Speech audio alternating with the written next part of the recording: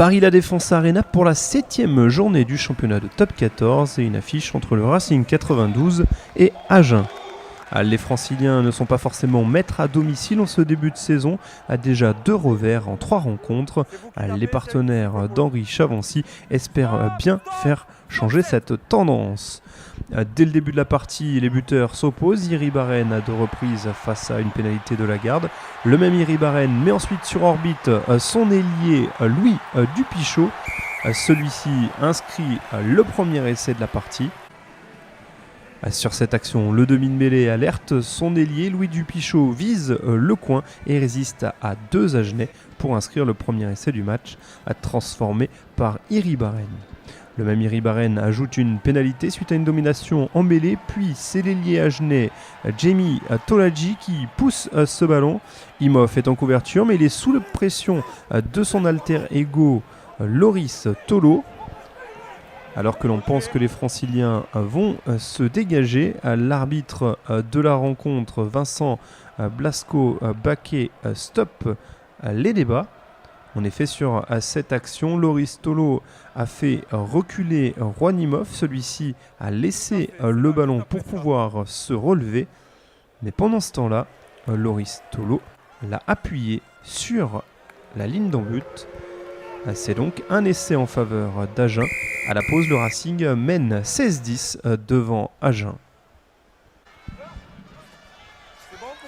Dans le deuxième acte, les Racingmen sont rapidement à l'offensive avec cet essai signé Kevin Lewen suite à une combinaison touche avec Boris Palu.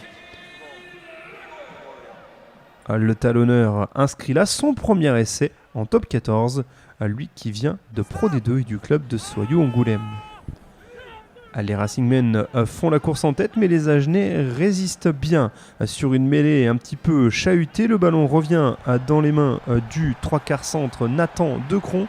Celui-ci s'offre un déboulé dans la défense, résiste au plaquage de Simon Zebo pour finalement pointer un nouvel essai. À 21-15 puis 21-17 après la transformation de Lagarde.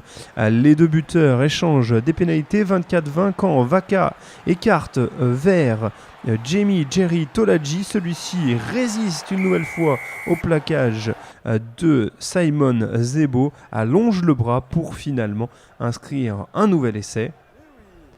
À 24-25 puis 24-27 après la transformation de Lagarde, les Agenais passent devant au tableau d'affichage pour la première fois dans cette partie.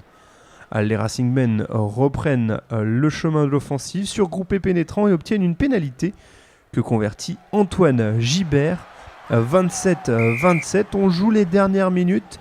Les Franciliens insistent, ils veulent arracher la victoire à domicile. La défense agenaise se met à la faute avec Tom Murday pour ce plaquage haut. Dernière chance pour le Racing 92. Sam Hidalgo Klein prend son élan à 2,45 mètres. Il tente cette pénalité qui passe à gauche des perches. Le score ne bouge plus. Le Racing et Agen partagent les points à 27-27 entre ces 2 équipes.